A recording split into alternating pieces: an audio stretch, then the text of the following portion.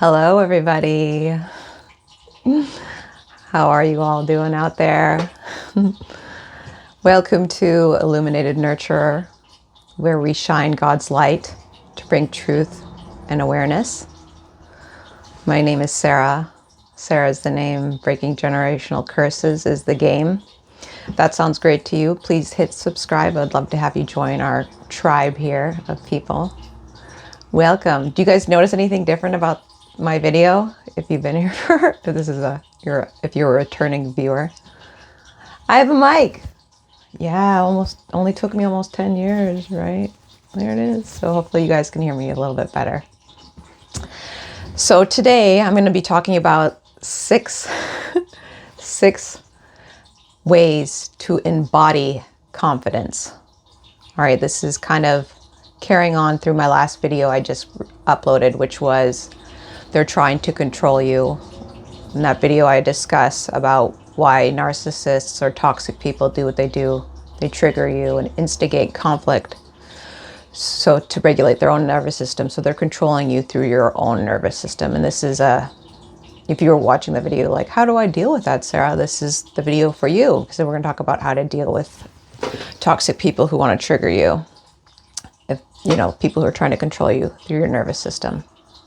All right, so this is 6 ways to embody confidence. And this video is just as much for me as it is for you. I need the help too, so I made this video for you all and for myself. First of all, before we begin, why would you want to embody confidence? Another way of viewing, confidence is the masculine or yang or alpha polarity, which I talk about in great lengths on this channel. I used to be diagnosed with bipolar disorder as well as borderline personality disorder. And when I healed, I learned that I was severely deficient in this polarity, the alpha or the masculine or the yang polarity, whatever name you want to call it. So when we embody confidence, we're shifting into that polarity and strengthening it, and we repel those toxic people and are able to deflect it better. And also too, it helps you shift into that polarity so you can attract a better spouse in your life. Because Omega people or feminine dominant people, whether they be men or women, are just better partners overall. So that'll help you to attract a better partner and a better relationship in your life as well. Not just confidence in dealing with toxic people, but also it'll help you attract a better partner. And before I begin, I want to kind of get you primed into the embodying confidence. So we're just going to go over some things before we begin, before we go over the 6 steps. And the first one is, if someone does not respect you, then they don't get access to you. All right?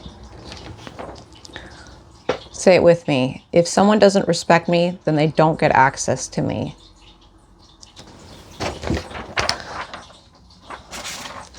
And don't feel like you have to prove yourself, okay?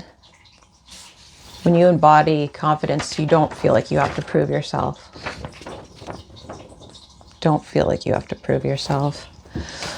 You don't owe anyone anything. You don't owe anyone anything. The only person you might owe anything to is your children, if you have children or a child. But anyone else, you don't owe them anything. You really don't. And the last thing is don't try to convince anyone of your worth. It's how we embody confidence, by not trying to convince anyone of your worth. Don't try it, just don't. Know your worth internally. So again, yeah, the masculine or yang or alpha principle, self-focused. They're governed or ruled by the self-defense or self-preservation principle. They take no shit. Or another way to encapsulate this energy is fuck around and find out. The masculine or the alpha doesn't tolerate any shit. They don't put up with any abuse or chaos sorcery. They just don't do that. All right, so let's begin. Step number 1 is be silent and observe. This is going to help you shift into your masculine or embody confidence. Just be silent. Be silent. Stop talking and observe. Observe other people around you, what they're doing, what they're saying. Take note of it. And not just observe around you, but also observe internally inside yourself. How do these people make you feel? Or how does that person make you feel? What body sensations do you have? Do you have a gross feeling? Really tune into that. Observe your own thoughts. Observe your own feelings and body sensations. They're trying to tell you something. The next step to embody confidence, step 2, is detach. And how you detach is you focus on your true identity. We're going to revisit that in a little bit, but a lot of people are too caught up with, you know, being an employee at a job, or being a friend, or being a sister or an aunt, or whatever it is. But you are so much more than those things. You really are. You're more than an employee at a company. You're more than a worker on a shift. You are so much more than that. So we embody confidence when we detach and focus on our true identity.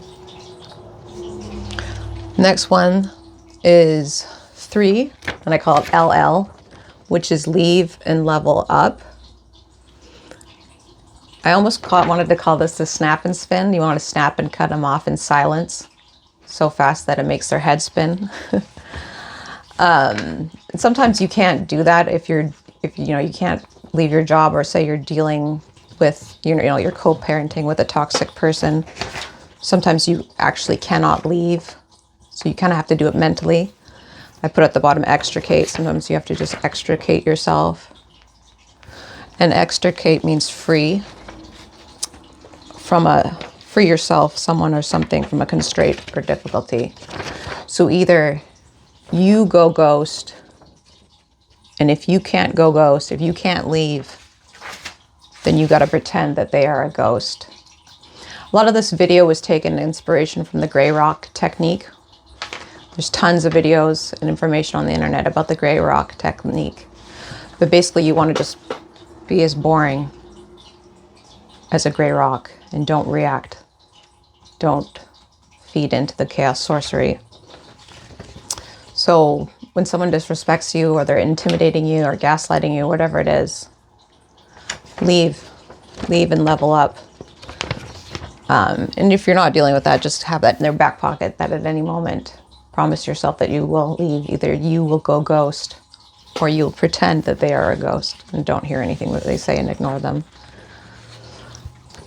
So when you leave and level up, we're going to focus more on our identity. And that's what I call step number 4, the royal treatment. When you give yourself the royal treatment, that's how we're going to level up. Giving yourself the royal treatment means prioritizing your needs, respecting your worth, and setting high standards. Okay?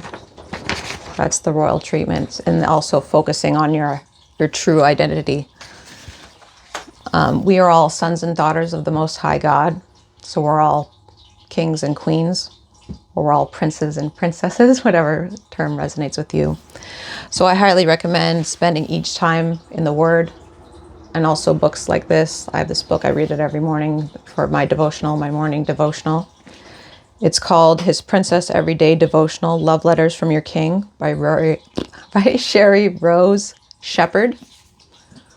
It's a great book. Every morning I read a page from that. That's another way you can give yourself the royal treatment. I also have these other 2 books here that I highly recommend. They're both by R.C. Blakes. One's called Queenology. There's a queen inside of you. There's a queen inside of you. It's a great book. Every woman is born a queen, and most women have not been told. Do you know that you're a queen, sister? And men, do you know that you're a king? You're the king. You're a son of the Most High God.